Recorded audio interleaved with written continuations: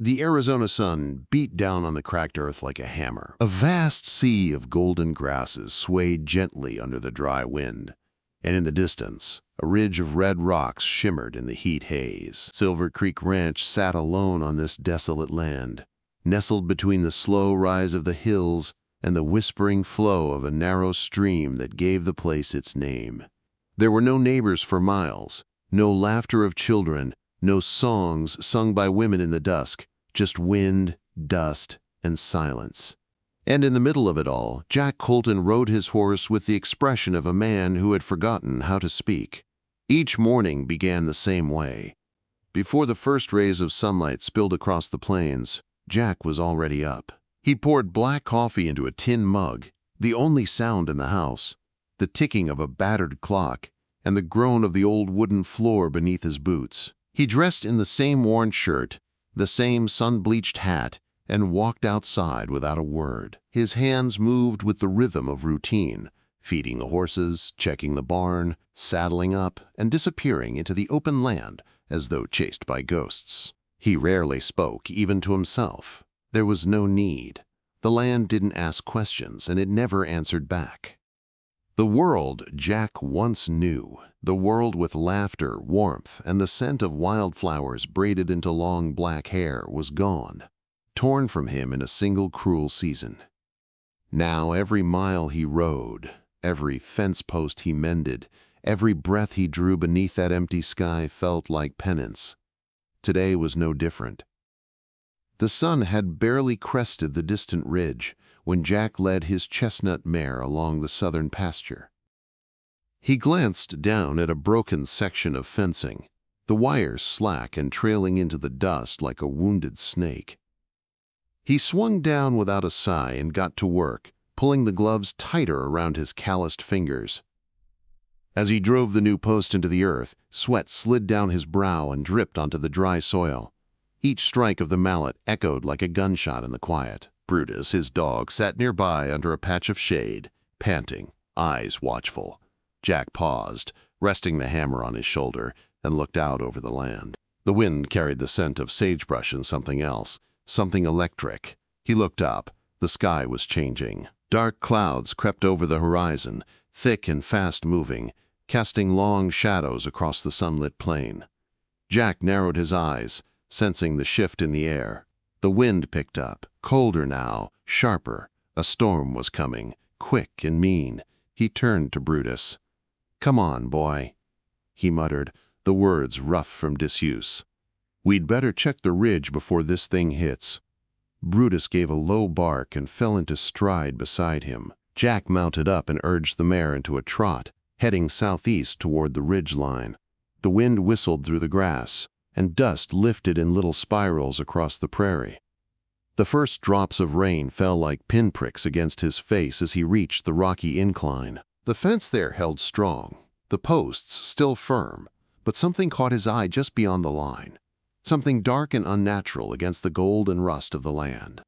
He rode closer, squinting through the curtain of rain. The shape came into view, and he froze in the saddle. A horse. Dead. It lay on its side, its body bloated and stiff, flies already buzzing around the eyes. But that wasn't what stopped Jack's breath in his throat. Tied to one of the animal's legs by a coarse rope was a small figure. He dismounted in a blur, heart pounding.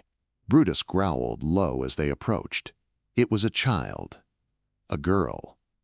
Her skin was sunburned, red and raw. Her dark hair hung in matted strands across her face. Her lips were cracked, and her breathing was shallow, almost imperceptible. She wore a torn buckskin dress, filthy and damp. Around her neck a wooden sign had been tied with twine, the letters burned crudely into the wood. "Let the beasts raise her. White men don't forgive." Jack stood in stunned silence, the sign swinging slightly in the wind. Rage clawed up his throat, old and sharp. He dropped to one knee beside her, brushing the hair from her face. She flinched at his touch, a whimper escaping her chapped lips. "Hey," he said, softer now. "You're all right. I've got you." He reached for his knife and cut the rope binding her wrist. Her skin had bruised and bled beneath it. He lifted her carefully. her frail body limp in his arms. She weighed next to nothing. Brutus barked as lightning cracked across the sky, thunder rolling over the hills like a drumbeat of war. Jack wrapped his coat around her and mounted up, holding her tightly against his chest. She didn't cry. She didn't scream. She just shivered, her eyes half open and empty. They rode hard through the wind and rain, the storm crashing down around them. Jack's jaw was set, his eyes narrow, water streaming down his face. The girl moaned softly once, then fell silent again. He pressed her closer. When they reached the ranch, Jack dismounted in a single motion and carried her inside. He kicked open the door and laid her gently on the cot by the fire. Brutus stayed near the door, shaking off rain. Jack knelt beside the girl, removing her damp clothes with care and covering her with a blanket. He checked her pulse, weak, but there. She needed warmth, rest, food. He stoked the fire higher and filled a pot with water to boil. As he worked, his eyes kept drifting to her face. So young, no older than 10. Her features, Apache. His heart twisted. He hadn't seen an Apache girl since her. He turned away, throat thick, and forced himself to move. A clean rag. A flask of water. Some herbs his wife used to keep in the kitchen, long since dried but still potent. He worked quickly, hands remembering what they'd done once before, long ago, for a different girl, a different time. She stirred under the blanket, her eyes fluttering open for a moment. Brown eyes, deep and wary. Jack spoke softly. "You're safe now." No response. Only the fire's crackle and the soft sound of her breathing. That night, he sat beside the cot and watched the storm through the window. The wind howled across the roof, and the rain fell in sheets. Brutus lay at his feet, ears twitching. Jack didn't sleep. He stared into the fire, memories creeping in like shadows. His wife's laughter, the soft weight of his baby daughter in his arms, the fever, the blood, the shallow graves on the hill. And now this girl, pulled from the edge of death, dumped like trash in the dirt. He clenched his fists. Who would do such a thing, and why? Andriges, he didn't know. But he did know one thing. She would not be left to die again. Morning came slow and gray. The storm had passed, leaving puddles and bent grass in its wake. The girl was still asleep, breathing easier now, her skin less fevered. Jack brewed coffee and poured 2 cups, placing one on the table beside her. She wouldn't drink it, but the gesture felt right. He sat down and watched her, the silence stretching between them like the plains beyond.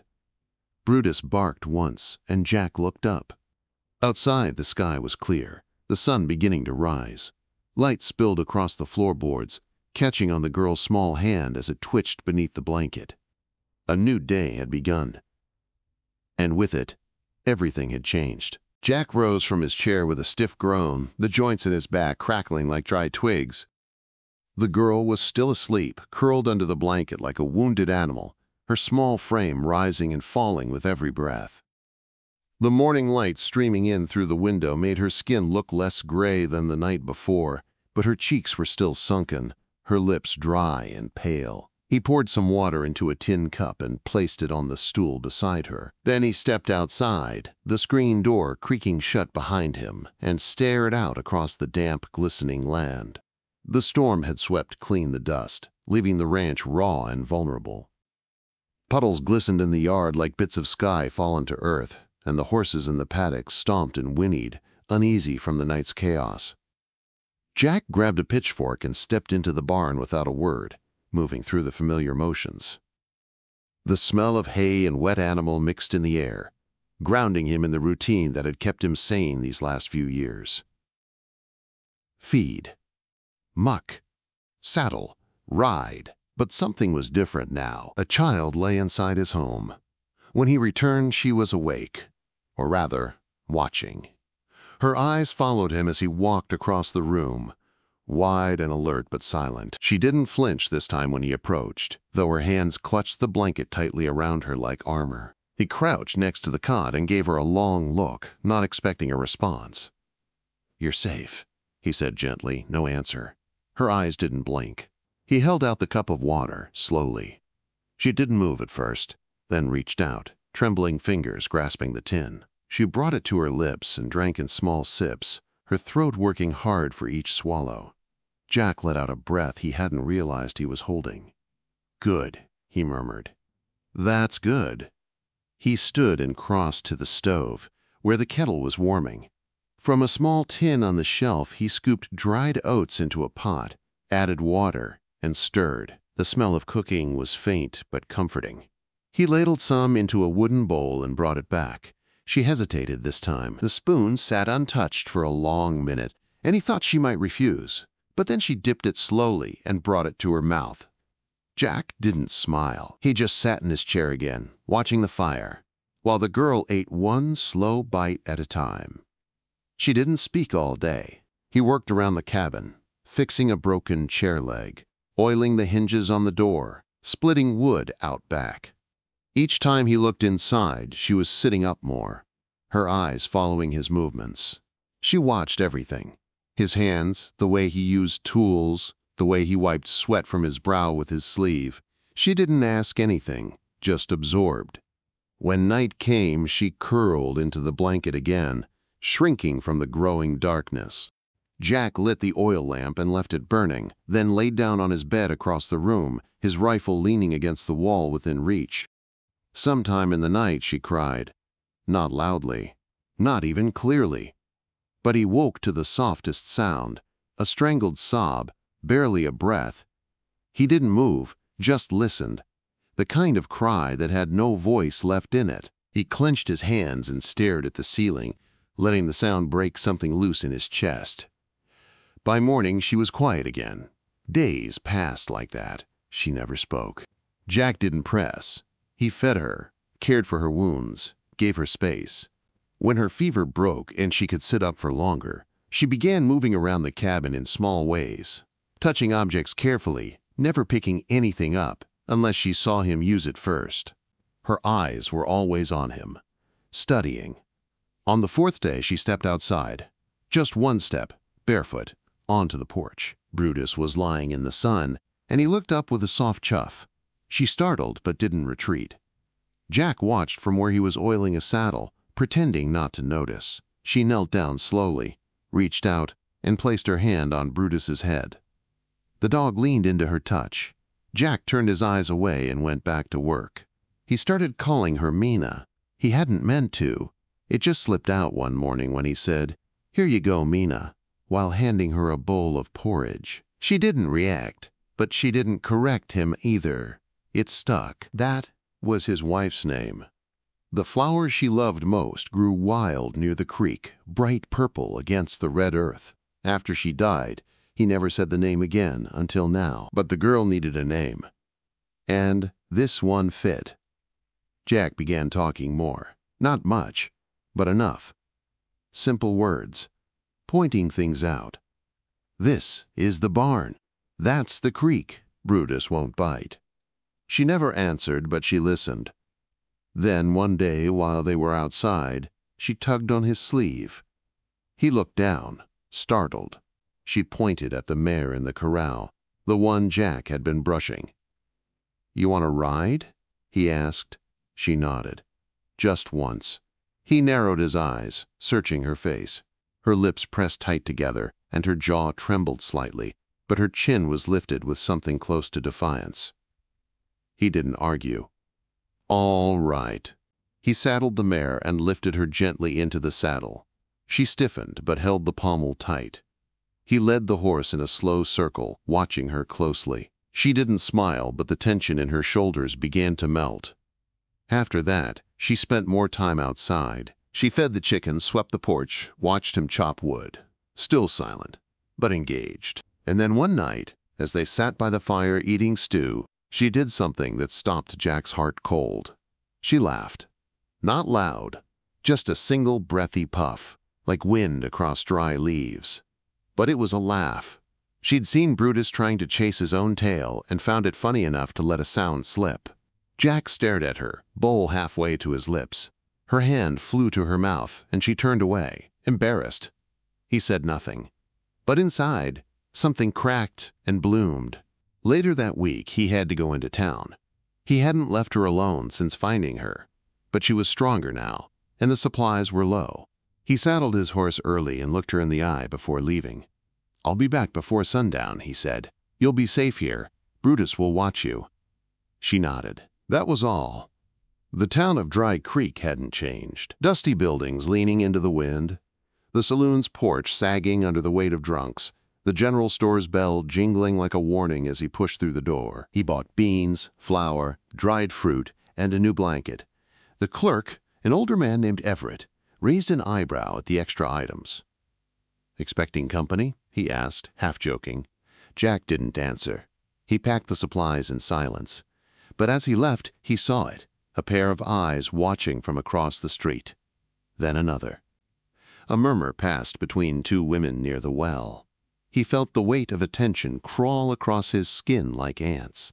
Someone had seen something. He rode hard on the way home. When he returned, the girl was fine. She'd tidied the porch, fed the animals, and had even swept out the hearth. Jack said nothing, but that night his sleep was shallow and tense. A week later, a letter was nailed to his front gate. "Sheltering savages won't end well for you. Leave the trash where it belongs." Jack read it in silence, crumpled it in one hand, and burned it in the stove. He didn't tell her. She didn't need to know that part of the world just yet. Instead, he built her a bed. Proper wood frame, small but strong, set against the far wall of the cabin. She watched him assemble it with curious eyes, then reached out and touched the smooth headboard when it was finished. That night, she slept in it without a sound. The next morning, he found her outside early, kneeling near a patch of soil where the earth was soft. She was digging gently with her hands. When he came closer, he saw she'd planted something, a single purple wildflower, a memory, a name, Mina. And when she turned and looked up at him, her eyes shimmered with something like hope. Still silent, still small, but alive. Jack nodded once and sat beside her, the silence between them no longer empty, but full. The wind carried voices even when no one was speaking. That was something Jack had learned over time. In the wide, empty stretch of land that cradled Silver Creek Ranch, the rustling of grass could sound like whispers. The shifting dust across the trail could mimic footfalls. The mind could play cruel tricks when the soul was quiet for too long. But now, it wasn't just the wind. The voices were real. Spoken in town, carried by horse and wagon, and now threading themselves through the very air around his land. Mina didn't notice at first. She had begun to smile when the sun was out, to move more freely without flinching. Each day, she added a new chore to her growing list, feeding chickens, brushing the horses, collecting eggs with cautious pride. Jack watched from a distance, always half-guarded, waiting for the wind to shift again. She still hadn't said a word, but her silence now felt like choice, not fear. She listened closely. When Jack spoke, giving instructions, naming things, recounting quiet memories, she absorbed everything. Her eyes, dark and watchful, carried wisdom beyond her years and pain older than Jack cared to imagine.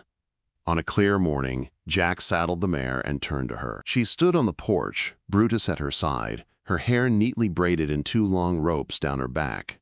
"Coming?" She nodded, stepping down carefully. Jack had adjusted a small saddle just for her, padded with wool, and taught her how to mount without help. She could ride now, slow and steady, but she was learning. They rode out together that morning, following the trail toward the northern ridge, where the ground sloped gently toward a stream. Jack showed her how to watch the hooves, how to read the way a horse carried its weight. She mimicked him exactly, copying even his smallest movements. The two of them, silent riders under the blue sky, looked less like strangers and more like something familiar, like a father and daughter riding the same heartbeat of land. When they returned, there was a man waiting at the gate. Jack's body tensed before the horse had even come to a stop. Mina slowed beside him, her eyes narrowing. The man stood, leaning against the post, dusty hat pulled low, a rifle strapped across his back. His shirt was too clean for a ranch hand. Jack recognized him immediately. Clay Donner, one of Granger's boys. Not a preacher himself, but a mouthpiece for old bitterness. His kind didn't ride out this far unless they were sent. "Didn't know you were running a school for savages," Clay called, a smirk on his lips. Jack swung down from the saddle and walked toward the gate without speaking. Brutus growled low in his throat. "She don't look too wild to me," Clay added, nodding toward Mina. "Pretty little thing for a red." Jack stopped just shy of the gate. His voice came out low and even. "You got 2 seconds to turn around." Clay's grin faltered. "Easy now, Colton, just passing through. Folks in town are talking, that's all. I didn't ask what they're doing." "She's Apache," Clay said. "You know what they've done." "I know what's been done to them," Jack answered. "Now ride." Clay hesitated, then shifted his weight and swung onto his horse with more anger than grace. He spat into the dust before turning. "Suit yourself," he said, "but don't say you weren't warned." Jack watched until the dust from Clay's horse disappeared into the trees. Then he turned back to Mina. Her face was unreadable, but her hands were clenched tightly at her sides. He didn't say anything. That night, after supper, he found her in the corner of the barn, curled between 2 bales of hay. Brutus was lying beside her, his head on his paws. She didn't cry, but when Jack sat down across from her, she lifted her eyes and stared at him for a long time. He met her gaze without flinching. "I can't stop people from being cruel," he said, "but I won't let them hurt you."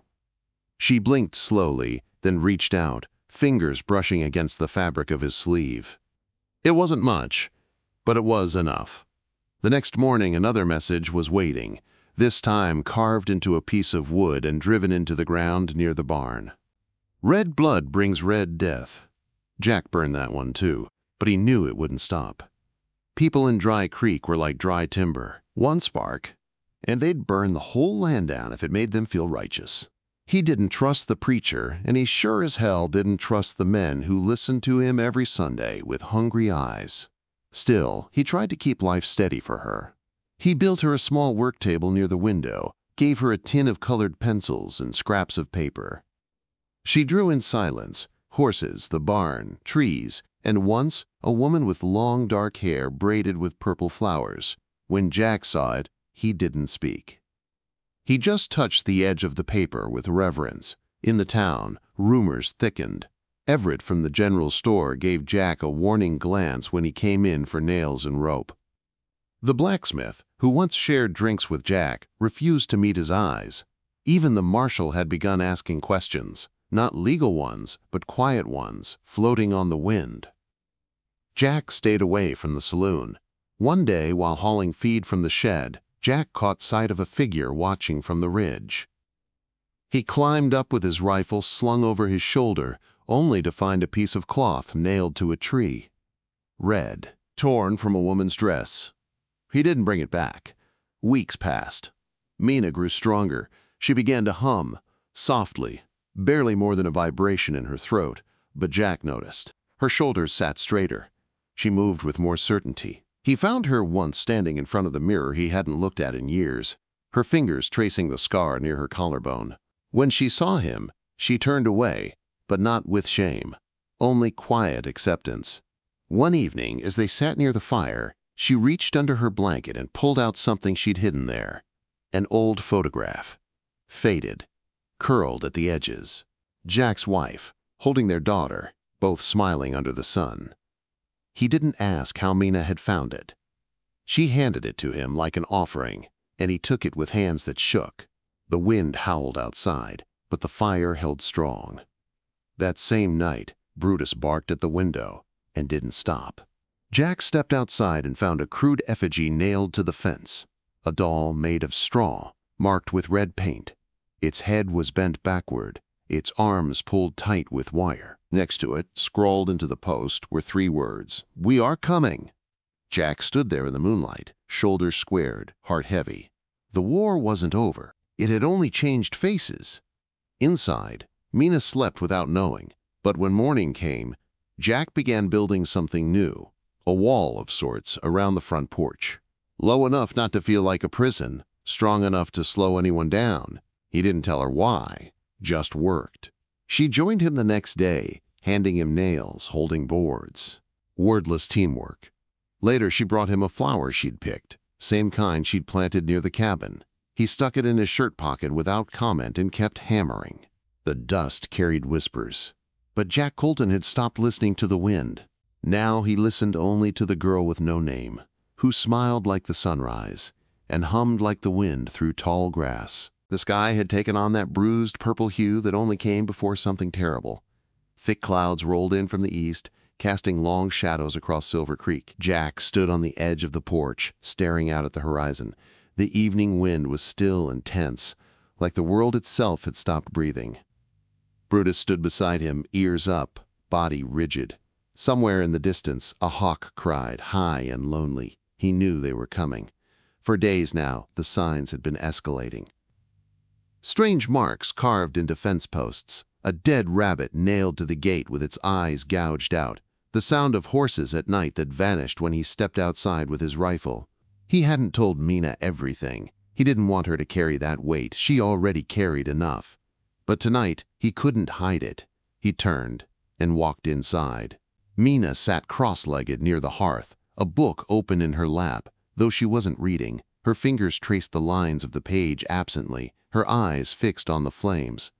She looked up as he entered, searching his face. He gave her a nod, then moved to the corner and pulled out the long wooden chest. She watched as he opened it. Inside, wrapped in oilcloth, lay his old army rifle, a Colt pistol, and a scattering of ammunition. Jack hadn't touched any of it in years. He took out the rifle first, checking the chamber, testing the weight. The metal was cold in his hands, but familiar. Mina stood slowly, stepping closer. Her lips parted, and then, for the first time since he'd known her, she spoke. "Are they coming?" The voice was soft, raspy from disuse, but clear. It stopped him in his tracks. He looked at her, stunned. "You spoke," he said quietly. She nodded, the slightest quiver in her chin. "I heard them last night. Horses. Talking," one man said. "He said you should have handed me over." Jack clenched his jaw. He'd suspected she'd heard more than she let on. Of course she had. "I didn't," he said. "I won't." She looked at the rifle. "Will they kill you?" "I don't intend to let them." There was a long pause. Then she stepped forward and touched the edge of the rifle's barrel. Her fingers were steady. "Teach me," she said. He shook his head. "You don't need to know that." "I do," she replied. "I need to help." Something fierce flickered behind her eyes. No longer just fear, but fire. Jack saw it and knew there was no point arguing. "All right," he said, at first light. That night, sleep came in broken pieces. Jack lay in bed, his hand resting on the pistol near his pillow, ears straining for the faintest sound beyond the walls. Mina slept lightly, the blanket pulled up to her chin, her small form curled toward the window. The dawn arrived muted, the light pale and uncertain. Jack led her out behind the barn, where an old post stood from when he'd tried to teach himself archery. He set a tin can on top and handed her the pistol. "Never aim unless you mean it," he said. "Never point unless you're ready." She took it with both hands, wrists trembling. He showed her the grip, how to breathe slow, how to squeeze, not pull, the trigger. On her third try, she clipped the edge of the can.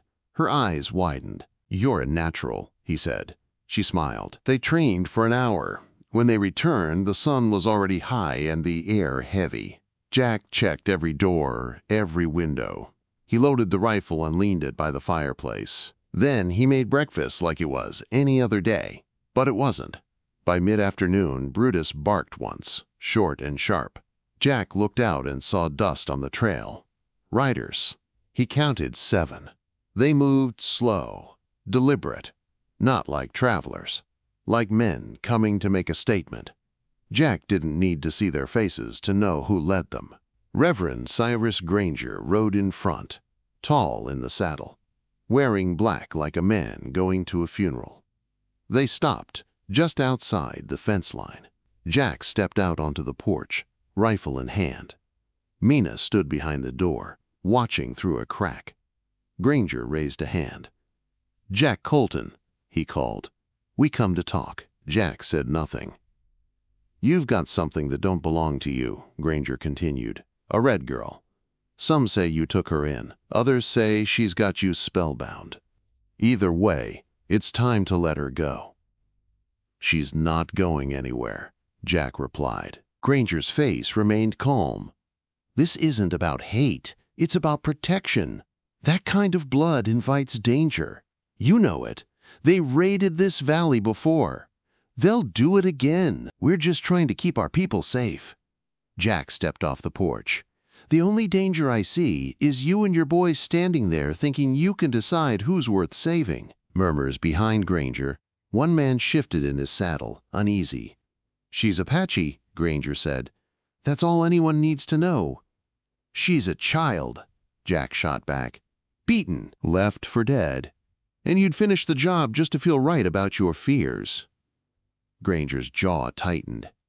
"We don't want blood, Jack, but we'll take her by force if we must." Behind the door, Mina pressed her back to the wall. Her hands shook. She wanted to run, but there was nowhere to go. No place safer than the man standing alone against a crowd. Brutus growled, low and deep. Granger gave a signal. Jack raised the rifle. It was a standoff. A moment stretched so thin it could snap with a breath. And then the door opened. Mina stepped out. Her voice rang clear and loud. "His name is Jack Colton. He saved my life." Every head turned. Granger blinked in surprise. She walked forward, past Jack, and stood beside him. "You want to kill someone?" she said. "Then do it. But know what kind of men you are." She turned to Granger. "You wear a cross. You preach about mercy. But you leave children in the dirt." The preacher's face twisted. "This is blasphemy." "No," she said. "This is truth." The wind rose, carrying her words like seeds. Jack lowered his rifle slowly. Not because he was surrendering, because he didn't have to be her shield anymore. She was standing tall on her own. Granger looked at the men behind him. Two lowered their eyes. One turned his horse slightly, unsure. The preacher's grip on control slipped with each breath. "You'll regret this," he said, venom in his voice. Jack met his eyes. "No, you will." Without another word, Granger yanked his reins and turned. The others followed, some quick, some slow. When the dust settled, the land was quiet again. Mina's knees buckled. Jack caught her before she fell. They sat on the porch in silence, the fear still thick but passing. "You did it," he said. She nodded, eyes wet. That night the stars seemed brighter. Brutus lay by the fire, belly up, snoring. Jack poured 2 cups of warm tea and handed her one. She sipped it, then looked up. "They'll come again." "Yes," Jack said. "But next time, we won't be alone." Her eyes met his. "You mean, you'll tell others?" "No," he said. "They'll come to us, people who hear, people who understand." She stared into the flames. "You really think that'll happen?" "I have to." For the first time in a long while, Jack believed it. She finished her tea and leaned her head on his shoulder. He didn't move. Outside, the wind carried no threats. Only the scent of sage and the promise of a long, hard-earned peace, however temporary it might be. The earth had soaked up the tension of the standoff like dry roots taking in the first rain after a drought. For days afterward, the land around Silver Creek felt quieter, but not peaceful. Not yet. The air still held the scent of gunpowder and the memory of raised voices, like a ghost that hadn't been banished fully. Jack moved through each day with his rifle never far, and his ears tuned to every snap of twig and rustle of branch. He didn't trust silence anymore. Not since Granger had ridden away with hatred still burning in his eyes. Mina had changed too. Her shoulders didn't curve in fear anymore. She stood straighter, her voice firmer, her gaze clearer. She didn't speak often, but when she did, it held weight. There was no going back to the days of quiet glances and muttered gestures. The girl who once cowered beneath a dead horse now stood tall, not just beside Jack, but sometimes in front of him. They rebuilt the porch fence sturdier, reinforced the door, moved supplies closer to the house. Mina helped with every bit of it. She'd learned to use a hammer, to oil tools, to read the shape of footprints in the dirt. Jack never had to ask twice. She watched, learned, remembered. One evening, as they patched a loose shutter, Jack looked down to find her hands blistered, her fingers raw from gripping the iron nails too tightly. "Let me finish that," he said. She pulled her hands away. "No, I want to." He didn't argue. Each day began earlier and ended later. Jack taught her to saddle the horse without help, to use a knife for more than food, to spot movement on the horizon before it reached the fences. Sometimes they spoke. More often, they didn't need to. The rhythm of survival had become their shared language. One afternoon, a hawk circled overhead for so long that Mina paused her work and stared upward. "They follow the dying," she murmured.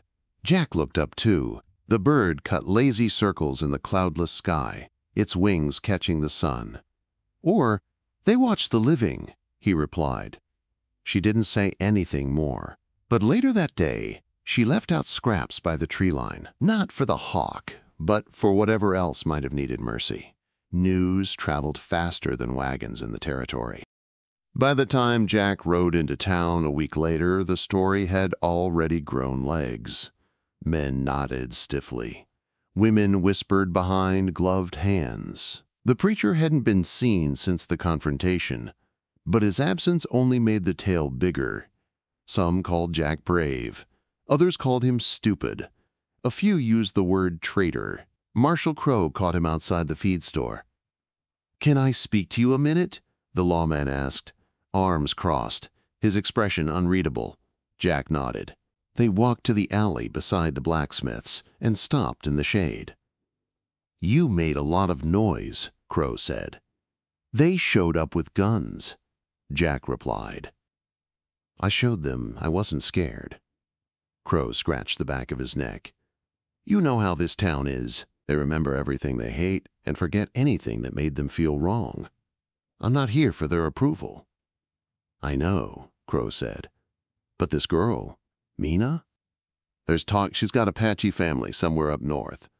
The reservation. If they hear she's alive, they might come." Jack's eyes narrowed. "Let them." "I'm not saying it like a threat," Crow added quickly. "I'm just saying, be ready. The girl deserves to know where she came from.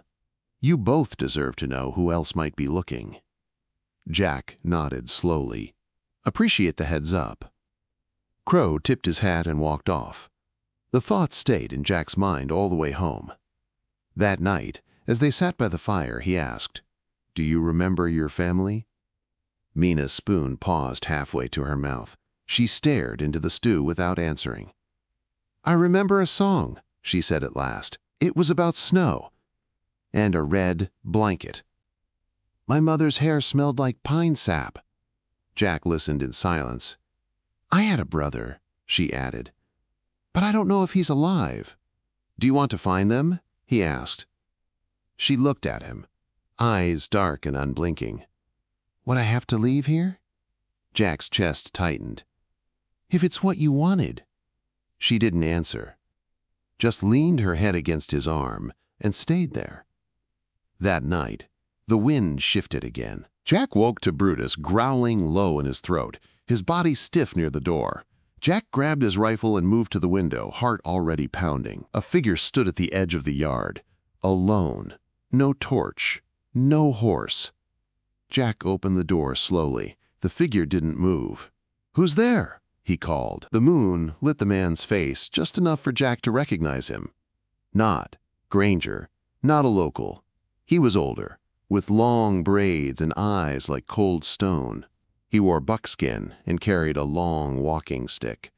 His posture was proud, but his shoulders drooped with age. "I seek the girl," he said in a voice that cut through the dark like a blade.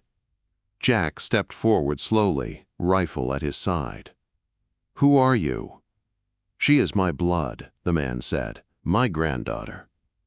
Behind Jack, the door creaked. Mina stood in the threshold, the light from the fire behind her casting a long shadow. She stared at the man. "Do you know him?" Jack asked. She didn't answer. She stepped forward, barefoot on the cold ground, and walked until she was just a few feet away. The man reached into his coat and pulled out a small, worn piece of fabric, red with white stitching, a scrap from an old blanket. Mina gasped. "I remember that," she whispered. The man nodded once. "Your mother made it. You were still nursing when the soldiers came. We thought you were dead." Jack lowered his rifle. The man looked at him. "I do not come to take her, only to speak. If she chooses to come, she will. If not, I leave with peace." Jack looked at Mina.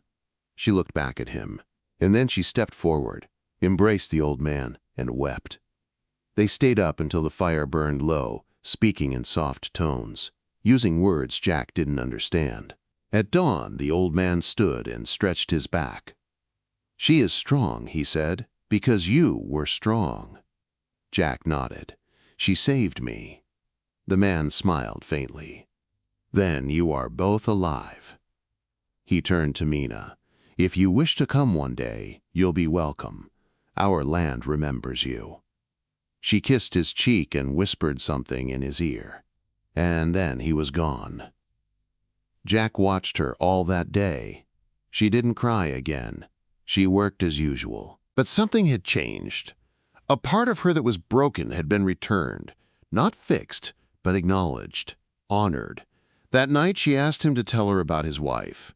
He did. He told her about the way Mina used to sing to the horses, how she made Jack laugh when nothing else could, how she died holding their child in her arms, whispering prayers in 2 languages. Mina listened to every word, and when he finished, she said, "I want to keep her name. Both of them, mine and hers." Jack's throat tightened. He nodded. "All right." The wind outside was calm.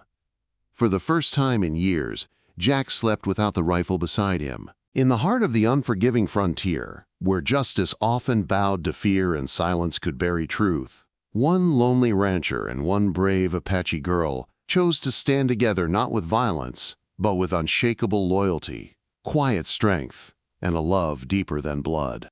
In a world divided by hate, they forged a family, and sometimes that's the fiercest revolution of all. If stories like this moved your heart, don't write off just yet. Subscribe to West Love Chronicles for more powerful tales of courage, redemption, and the unexpected bonds that bloom in the dust. Hit that bell so you won't miss a single saga from the soul of the West, where every heartbeat echoes like hooves on the horizon.